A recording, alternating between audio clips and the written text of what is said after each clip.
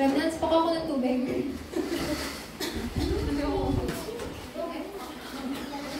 Nawalan ako ng ano. Ayan po. So, para po sa mensahe po natin ngayon, ito na po yung huling mensahe po ng pagkakasunod-sunod na mensahe po natin. Ito ba? So, if you will check your own pamphlet po, so for almost 3 weeks po, I always summarize our message po.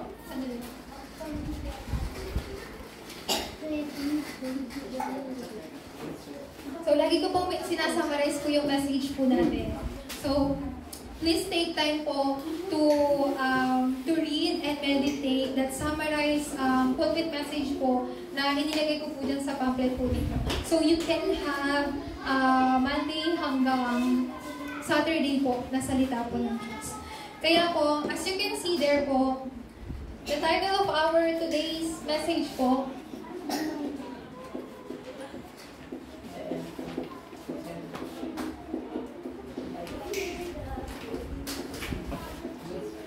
The End of the Eternal Answer. From the word Acts 19, let's just use one verse po, verse 8. So, in verse 8 po, makikita niyo po dyan, sa loob ng 3 buwan po, ay si Pablo po nakipagpaliwanagan po tungkol sa kaharian po ng Diyos. He went to synagogue po and he preached Christ there, hindi lang po yun. Siya po, he arguing persuasively po about the kingdom of God. But before that po, una po dapat nating malaman,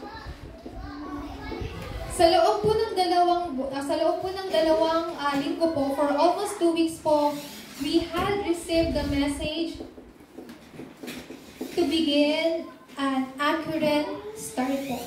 So, what and how we can have or we should start this accurate start po. Paano po tayo magkakaroon ng tama o tumpang na simula? Our start po ay sa pamagitan po ng only. By only po. Sa pamagitan ng only. So this only po, why do we have to start accurately with this only? Kasi yung buhay po natin, start from the Triune God. Paano po ba nag-work yung Triune God sa buhay po natin?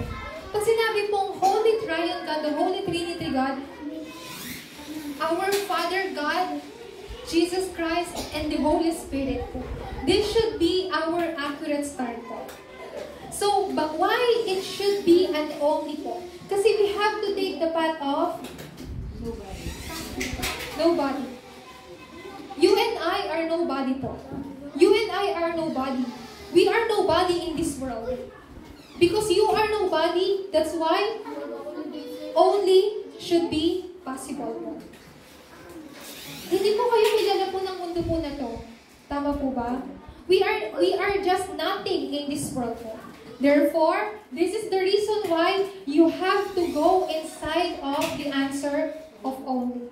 Because being nobody, you can see the answer and the secret of only po. Who is our only po? Only Christ.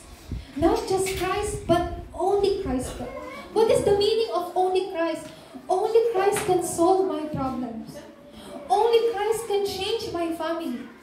Only Christ can change or can save my grandchild. Di po ba? So, it is the answer of only. Kaya po, that is from the word Acts 17:1. This is where Paul preached Christ in synagogue. Whenever Paul went to synagogue, ano po yung purpose po niya? To preach and to relay Christ there. Hindi lang po Kristo, pero tanging Kristo. Kahit saan po pumunta si Pablo, especially sa sinagoga po, lagi po niyang ipinapahayag po ang tanging Kristo. Bakit po? Kasi sa sinagoga po, nandoon po yung mga remnants. Doon po sa sinagoga, nandoon po yung mga remnants. So, sino po kayo? You and I, tayo po, we are remnants, a remained one, a chosen one. Therefore, when you have accurate start,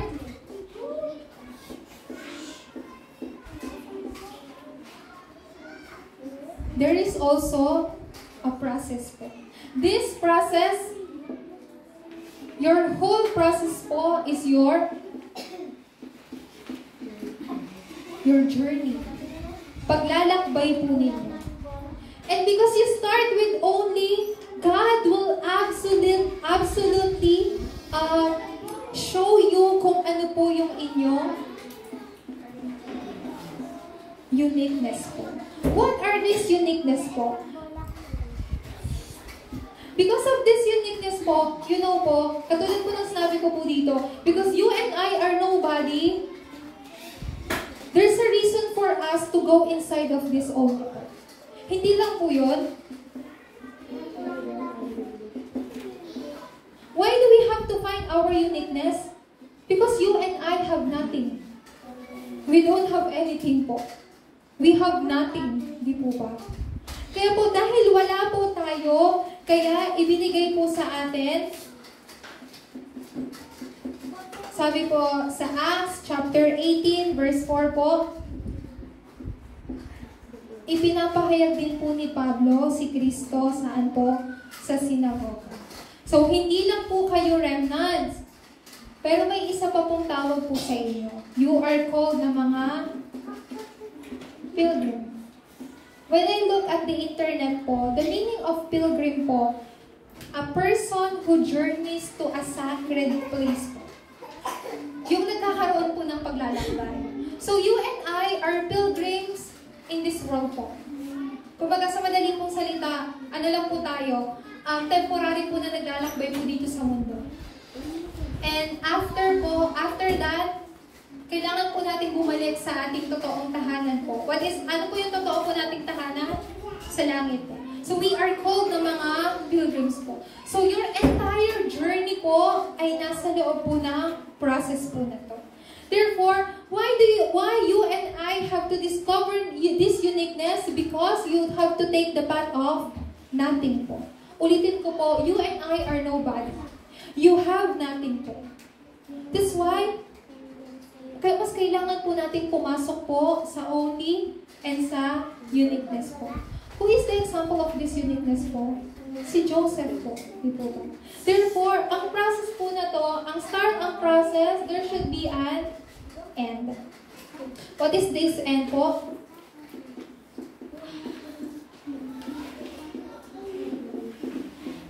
The end of this is recreation po.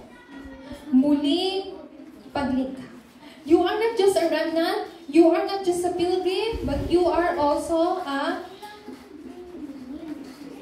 conqueror po. Mga tagapamahala po. So do not ever forget po that you have already this po sa buhay ninyo. You have an accurate start. If you have an accurate start, undoubtedly po, you will have an accurate end po. Alam niyo po, pinaka-importante po dito, during your process, during your journey po. During your journey, how you will hold on to this accurate covenant po na si Jesus ang Cristo. You know po, most of people have an incorrect start. Because they have incorrect start, they have incorrect end po. Sa mga adults po natin, because we have been living in this world for almost 60 years, 70 years, 80 years, there's our imprints po, it's really hard to change. Tama po ba? It's really hard to change. Aminin man po natin o hindi, there's a lot of not good things imprinted in us po. So it's given po, we were being imprinted with Genesis 3, 6, and 11 po, the fundamental problem. But Jesus Christ has finished it all po. Pero marami pa rin pong mga not good things that has been imprinted in us. Tama po ba? Kaya po, aminin man po natin o hindi, may mga nakagawian po tayo na we cannot change easily po. Kasi po, we have been living in this world po, nadala-dala yung imprints niyo. Like for example, worries. Diba? Kinalakihan po natin laging nag-aalala because it has been imprinted in us. Matagal na po tayo namumuhay dito sa mundo. So, it's not easy to change our imprints po. Therefore po, when you have an accurate start po by holding or by going inside of this only po, absolutely, undoubtedly po, you can have an accurate end po.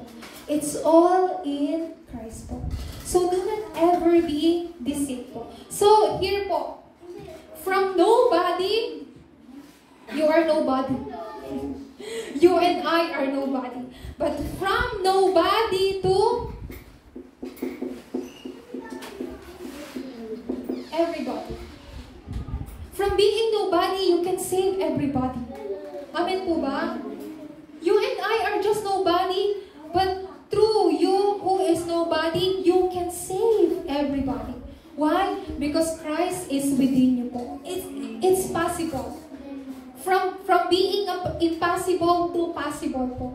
Just look at Joseph po. He was once an impossible person. Kasi he was a slave, di po ba? Even his brothers saw him na impossible person, kaya they decided to send him as a slave po. They think that Joseph is just nobody, kaya binenta siya sa Egypto maging alipin. But from being nobody, he became everybody. Means he was able to save his family, the Egypt po. Hindi lang po yan. Kayo din po. From having nothing to everything. Wow, Pastora. From being nothing to everything. I am not just talking about the physical things po. Ibig sabihin po nito, from having nothing, you can save everything po. Amen po ba? Amen. Do not just pray for a blessing po. Do not just pray for a good health po. Do not just pray to have maayos na pamumuhay. Alam niyo po, when you have accurate start, this thing will follow. Naturally. So, alam niyo po yun, all we have to do is to hold on to Christ po. Kailangan lang po natin panghawakan si Kristo. When we hold on to Christ, everything will follow. When we enjoy the kingdom of God, ano pong sabi sa Matthew chapter 6, verse 33? When you seek first the kingdom of God, everything will be added unto you. Will just follow to you naturally. So do not follow, do not chase after this world po muna. Huwag niyo po munang, sundan yung mga bagay po dito sa mundo. Because those things will chase after you. Hindi po ba? Hindi po magandang pakinggan yun. Kasi kung kayo po ang susunod, mapapagod po kayo. Pero kung yung mga bagay ang susunod sa inyo, kahit wala po kayong gawin, susunod yun sa inyo naturally. Amen po ba, Sister Camille? Amen po. So, from being nobody to everybody, you can save everybody. From having nothing to saving everything po. This is your answer po already. Therefore,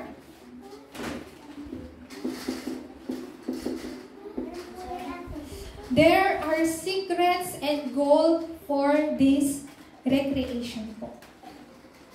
To take place this recreation, there are secrets.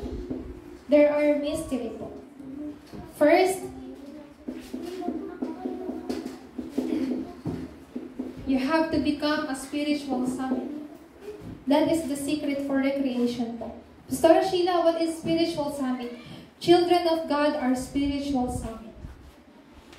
Those worldly summit na nababalitaan po ninyo, yung mga president po, mga governor, mga government officials, they are worldly summit po. Marami pong mga worldly summit dito sa mundo, but they are not spiritual summit. Our remnants, though they are little ones, they are already spiritual summit.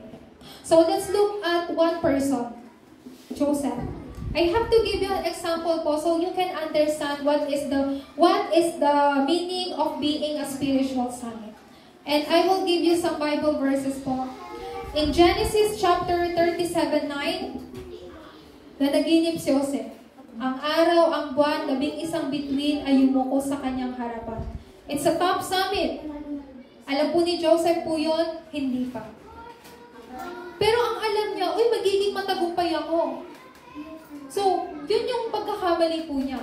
I mean, dahil alam niya, oh, magtatagumpay ako, but suddenly, yung situation hindi ganon. Sa halip na maging matagumpay siya, ano pong nangyari? Naging alipin siya.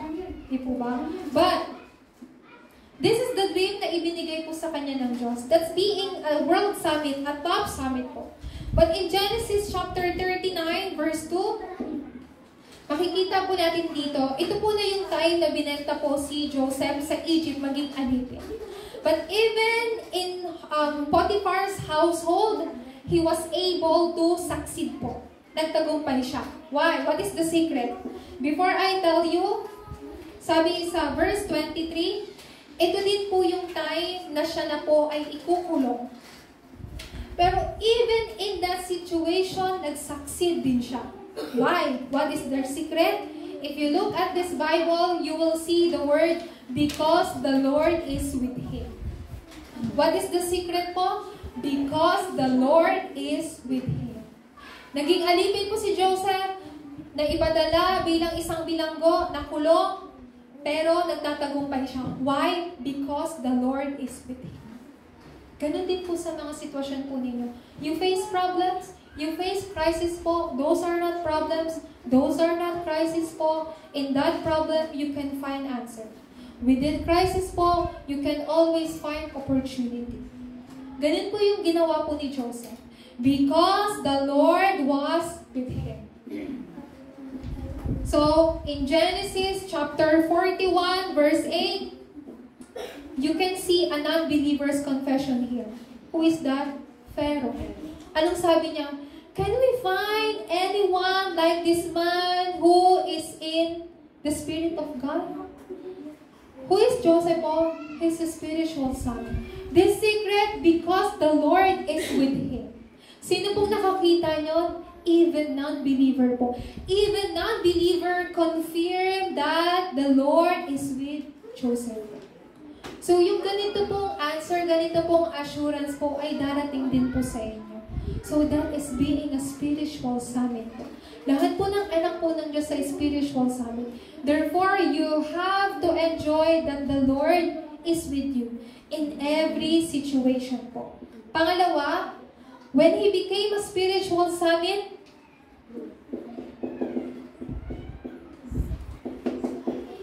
Joseph became a skill summit. As you all know, Joseph can interpret dreams po. Yan po yung skills po niya. Yan po yung uniqueness ni Joseph. So, paano po siya nagkaroon po or nakita niya po yung kanya pong skill? In Genesis chapter 40 po, pag uwi niyo po sa inyong tahanan, please read the whole chapter of 40. In Genesis chapter 40 po, ito po yung time na nakulong po siya. He met a cupbearer and a baker po. So, ito pong dalawang kasama niya sa kulungan, sinabi po ni Joseph kung ano yung ibig sabihin ng kanila pong panaginip. At nagkatotoo po yung kung ano yung sinabi niya. At sa Genesis chapter 41, in 41 verse 15 hanggang 16. Ito na yung time na Joseph stood before Pharaoh. Kasi nagkaroon po ng panaginip si Pharaoh. Wala pong makapag-interpret ng dream po niya. So naalala ng isang taong tinulungan ni Joseph na nung ako po ay nakulong, meron pong isang kabataan na tumulong sa akin para malaman yung kung anong ibig sabihin ng panaginip ko. So that time, Joseph stood before Pharaoh. Anong sabi ni Pharaoh? Hey, I heard that you can interpret dream. Ano pong sabi ni Joseph? No Lord, no King. I cannot interpret dreams, but the Lord can do it. Ano pong sabi ni Joseph? I cannot do it, but the Lord who is with me can do it. Amen. What is that po? What is that po? That is His assurance. That's how Joseph confirmed yung covenant ng Diyos. Sister Camille, you cannot do it, but Jesus Christ who is with you can do it. Amen po ba? Kayo din po. Deaconess Luz, Aldrin cannot do it po. But Jesus Christ who is within him can able to do it po. Amen po ba? Have that kind of faith po. So as a result, Joseph became cultural summit. What is being a cultural summit po? He overturned Egypt. Pag sinabi pong he overturned Egypt, through one person, Joseph, he was able to save yung country ng Egypt. No, is it possible? Yes, it's possible. It's written in the Bible po. Because of one person. You, each of you po, are very important in this age po. Kaya po, makikita po natin in Genesis 40. Nagbibigay po ako ng marami pong mga verses po sa inyo. So you can have reference po. 39 hanggang 40. Ito po yung time na sinabi po na blines na ni Pharaoh si Joseph. Sinabi niya, lahat ng bagay dito sa Egypt ay sa'yo na. Ang mas mataas lang sa'yo ay ang trono ko. Ikaw na yung mamahala lahat. You know po, what is this? This is your remnant's future. Mga deaconess, Sister Camille, Deaconess Jen, mga Deaconess Luz, this is your remnant's future. Amen po ba?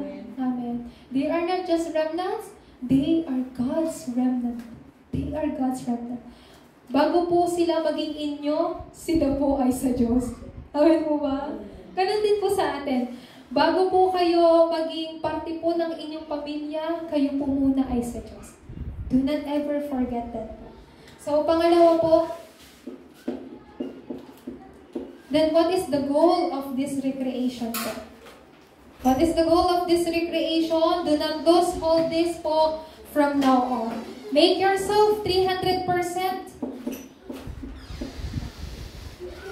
How Joseph was able to become a skill and cultural summit po? Because he made himself 300%. Pastora, what is the meaning of, even 100% I cannot do it. Paano pa kaya yung 300%? What is the meaning of 300%? You know po, we are not just talking about the numbers po, pero it means hold on to only po, panghawakan ng only, hanapin po ang inyong kakaibahan.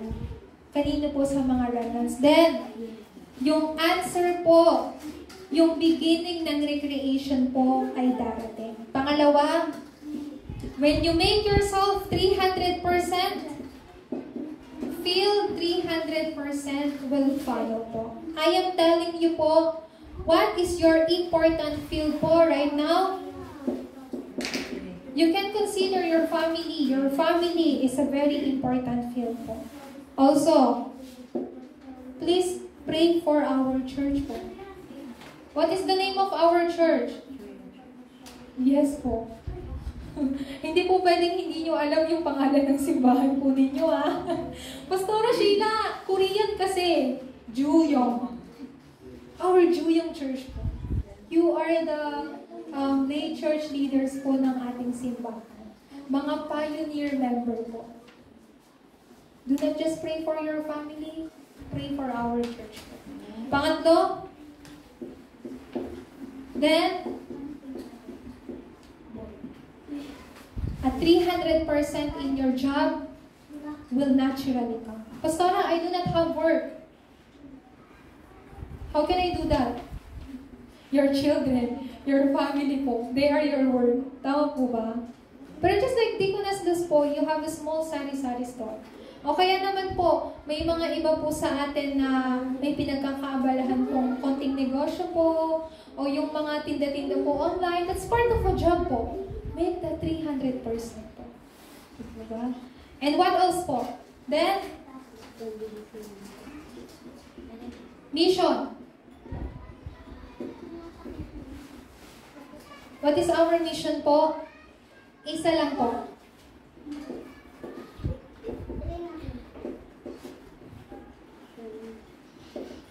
Shine the light of Christ to other people. Yan po yung mission po ninyo. Yan po yung mission natin. Pinakahuli po, panglima. Let's make our church 300%. This coming concentration training po, you will receive an important message po regarding what is the role of being a lay church leaders or officer ng simbahan po natin. And I really pray po, hindi lang po kayo, pero tayo po, kasama po si Pastora Sheila, ay maging importanteng co-worker, host, and helper po ng ating pong pastor. Hindi lang po ng pastor natin, ganun din po yung mga remnants natin. Starting from today po, you should have the goal, Lord, let me take the role of Gaius. Sino po si Gaius? Si Gaius po, he is an important individual po sa buhay, sa parte po ng evangelism po ni Pablo. So, Pastora Sheila, how can I do that? Even kahit ako, kulang yun sa akin. I do not have enough financial. How can I support our church? How can I support our remnants? How can I support our pastor? I'm too weak, I'm old, I don't have job, I don't have work. That's not all about it po. You have to change the way you think po. You have to change the way you think po. So, paano yung pastora? I already changed my thoughts. How can I do that? You have to begin in prayer po.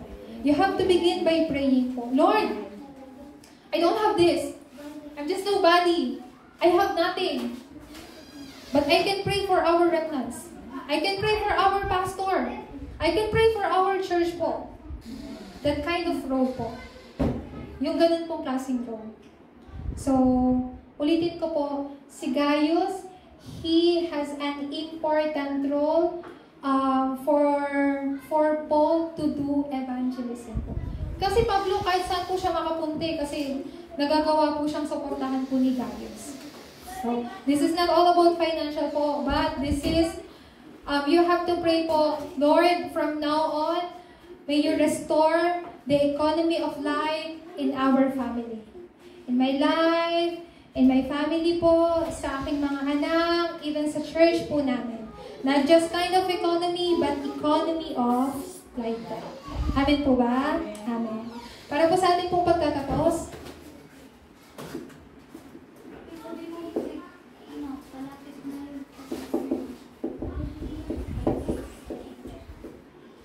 your future, 300%.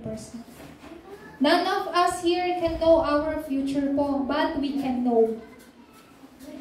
Wala pong nakakalam ng kinabukasan po natin, but we can know.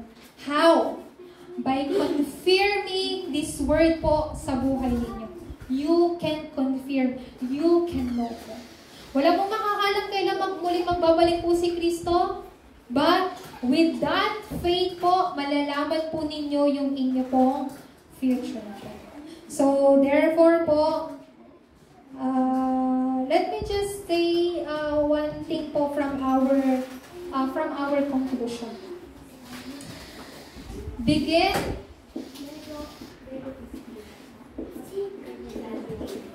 I know you always say in your forum po, Pastora, I do my 3 concentration prayer. Yes, I know. God knows. But, you have to begin, you need to have a true start, true beginning of these 3 concentration.